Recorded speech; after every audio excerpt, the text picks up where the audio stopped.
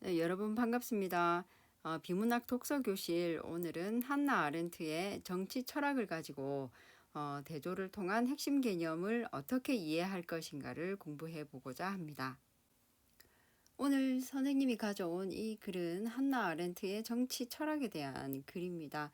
2020년도 학력평가에 나왔던 지문인데 이 지문을 주목해야 되는 이유는 이 지문에 등장하는 여러 개념들의 공통점과 차이점을 구별하는 그런 훈련을 위한 글입니다. 그래서 이 글을 통해서 특히 대조를 통한 핵심 개념을 어떻게 이해할 것인가를 이 글로 연습을 해보도록 하겠습니다. 자, 여러분 이 지문을 잠시 읽을 시간을 드리겠습니다. 영상을 정지시켜 놓고 읽어보시기 바랍니다. 이 부분에서 중요한 부분들이 글들이 보이죠. 노동과 작업, 행위, 자, 이런 것들이 인간의 실존을 가능하게 한다. 자, 이런 내용들이 핵심적으로 제시되어 있었습니다. 특히 이 글의 앞부분을 보시면 인간의 활동으로 노동작업 행위를 제시하고 이 세 가지 활동이 서로 긴밀하게 연결되어서 인간의 실존을 가능하게 한다라고 말했습니다. 자, 이렇게 흘러가는 어구의 경우에는 자, 인간의 실존을 가능하게 하기 위해서는 여기 노동과 작업과 행위가 이렇게 필요하다 이렇게 제시되어 있습니다. 그래서 A의 구성 요소 지금 여기에 등장하는 인간의 실존을 가능하게 하는 것에는 이런 것들이 존재한다 이렇게 읽어야 되겠죠. 자, 그러면 거꾸로 보자면 인간의 실존을 가능하게 하기 위해서는 노동 작업 행위가 있다 이기 때문에 여기 등장하는 인간의 실존은 상위의 개념이고 여기 등장하는 세 가지는 모두 하위 개념에 해당하겠습니다.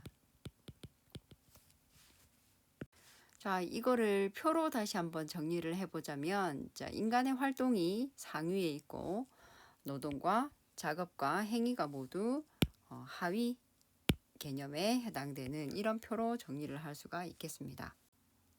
그리고 지문을 잘 보시면 노동과 작업과 이런 행위들은 모두 인간의 실존을 가능하게 하는 것이다 라고 이야기를 한 거죠. 자, 그러면 여기 나와 있는 A가 B의 원인이 되거나 방법이 된다 라고 이해를 할 수 있겠습니다. A가 B의 원인 혹은 방법이 된다.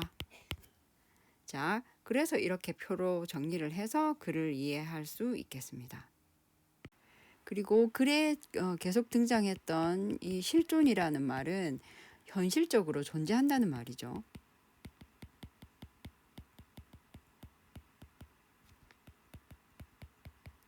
그래서 이 내용을 다시 보자면 인간의 활동 때문에 현실에서 존재할 수 있다. 이렇게 이해할 수 있겠습니다. 그리고 그 예전에 여러분들이 읽었던 글 중에 아마 아리스토텔레스의 글을 본 사람들이 아마 있을 겁니다. 아리스토텔레스가 뭐라고 얘기했었냐면 인간은 사회적 동물이라고 했습니다. 이 말은 인간은 사회를 이루고 있기 때문에 계속 존재할 수 있다라는 말로도 바꿀 수 있습니다. 그래서 아렌트는 사회를 노동, 작업, 행위 등의 그런 인간 활동으로 구체화해서 말을 한 것이다. 이렇게 볼 수 있겠습니다. 그리고 일상생활에서 노동은 몸을 움직여서 일을 하는 것을 의미하죠. 그리고 작업은 일을 하는 것. 그리고 일정한 목적과 계획 아래서 하는 일, 이런 것을 의미합니다. 그리고 행위는 이 사람이 의지를 가지고 하는 짓, 그런 것으로 의미를 사용을 하고 있습니다. 그런데 아렌트는 약간 다르게 사용했죠. 이 일상어들을 자신의 연구 결과를 설명하는 개념으로 사용을 하고 있습니다. 일상어는 뜻의 풀이를 이해해야 하는 거지만 개념은 정의를 이해해야 되겠죠. 그거를 다시 이렇게 정리를 해보면 자, 이렇게 선생님이 제시한 것처럼 이렇게 이해할 수 있겠습니다. 자, 노동은 생물학적 욕구를 충족시키는 동물적 활동이고 작업은 삶의 편의를 위해 물건과 결과물을 만드는 활동이고 행위는 다수의 사람들과 공동의 관심사에 대해서 의견을 나누는 활동이라고 정리를 할 수 있겠습니다. 특히 이런 비문학 지문에서 나오는 글을 읽을 때는 뜻풀이는 뜻풀이대로 이해하고 있겠지만 그래서 제시하는 정의를 이해하려고 노력을 해야 됩니다. 자, 정의대로 이해하는 것이 중요하겠습니다. 개념들 사이에는 확실히 공통점하고 차이점이 있습니다. 그래서 개념을 설명하는 글의 경우에는 같은 점이 뭐고 다른 점이 뭔지를 찾으면서 읽는 것이 가장 중요하겠습니다.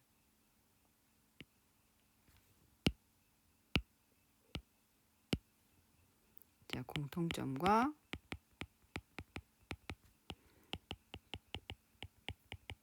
차이점을 이해하는 것이 중요하겠습니다. 그리고 이 글에서는 제일 중요한 것은 노동과 작업의 차이점을 말하고 있습니다. 노동은 생존을 위한 것이고, 자, 작업은 생존을 위한 것은 아닙니다. 자, 생존을 위한 건 아닙니다. 그런데 그 두 가지들은 공통점이 있습니다. 혼자서 할 수 있고, 자, 혼자서 할 수 있고 사적인 것입니다. 이 내용을 다시 이렇게 표로 정리를 해보자면 노동과 작업과 행위의 차이점을 이렇게 정리를 할 수 있습니다. 그리고 여기 물음표로 되어 있는 내용은 여기 나와 있는 글로는 파악할 수 없는 내용입니다. 그래서 이런 글들은 선생님이 여기 쓴 이런 표처럼 이렇게 표처럼 정리하면서 읽는 그런 훈련을 하시면 좋을 것 같습니다. 사실 내용 요약할 때는 전체적으로 문장으로 이렇게 정리를 하지만 정리를 하면서 이렇게 공통점하고 차이점은 표로 정리를 해야겠구나 라고 이런 훈련을 계속 해두시는 것이 좋겠습니다. 그리고 이 글에 등장하는 말 중에서 뭐를 넘어서 혹은 뭐와 구분되는, 자, 이런 말들은 이 어떤 두 가지 사이에 차이점이 있다는 것을 강조하는 말입니다. 어떤 경우에는 이 두 개가 서로 반대말인 경우들도 있기 때문에 이런 것들을 파악하는 것이 대단히 중요하겠습니다. 특히 글에서는 생존 그리고 삶의 편의, 그 다음에 자연, 인과관계 이런 두 가지들을 계속 구별을 하고 있습니다. 그래서 생산과 소비의 끊임없는 순환 과정 속에 종속된 것 혹은 물건과 결과물을 만드는 것, 또 이런 것들이 어떤 차이가 있는지 생각하면서 계속 읽어야 되겠습니다. 그리고 만약에 이렇게 이해를 했으면 생존을 위해서 필요한 생산과 소비, 그런 끊임없는 순환 과정 속에 종속된 것, 이런 것과 그런 것들은 자연 세계에서 이루어지는 것이고, 삶의 편의를 위해 물건과 결과물을 만드는 것은 인간 세계를 구축하는 것이다. 이런 걸 아마 이해할 수가 있겠습니다. 다시 정리를 하자면 생존은 자연적 속성을 이야기하고, 삶의 편의는 인간적 속성으로 대립적인 의미로 이해할 수 있겠습니다. 그리고 이 글을 다 읽고 나면 아마 여러분들은 이 글 전체의 핵심어를 아마 파악을 했을 겁니다. 자, 이 글에서 제일 중요한 핵심어는 행위이죠.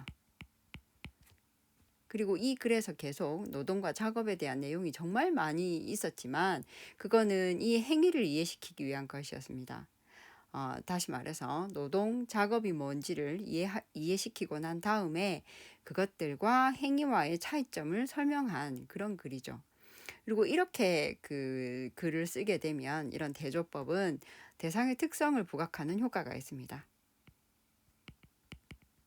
대조법 자체는 차이를 드러나게 하는 것이니까 대상의 특성을 부각하는데 효과가 있죠. 이렇게 글을 쓸 때 핵심 개념을 앞에 제시하고 대조법으로 그것이 어떤 것인지를 설명하는 전개방법을 사용하는 경우가 많기 때문에 글을 읽을 때 그런 전개방법을 의식하면서 읽으면 좋겠습니다.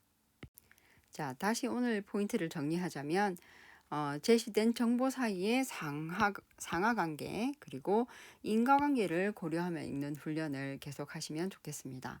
그리고 일상어 뜻을 풀이하면서 읽는 것보다 글에 제시된 개념의 정의를 충실히 하면서 읽는 것 주의하셔야겠습니다. 그리고 개념들의 공통점과 차이점을 갖고 그것을 이제 주의해서 정리하면서 읽는 그런 훈련을 하는 것이 좋겠습니다. 그리고 선생님 마지막으로 쓴 것처럼 뭐를 넘어서라든가 뭐와 구분되는 뭐 이런 말들은 두 개가 차이가 있다, 반대되는 것이다, 차이 혹은 반대되는 말이다, 이런 것들 유념하셔야 되겠습니다. 그리고 핵심 개념을 제시할 때 대조법을 통해서 개념을 설명하는 그런 전개방법을 항상 의식하면서 읽는 그런 습관을 가지면 좋겠습니다. 자, 오늘 선생님이 정리한 이 내용 가지고 다시 한번 글을 읽어보시기 바랍니다. 자, 오늘 수고하셨습니다.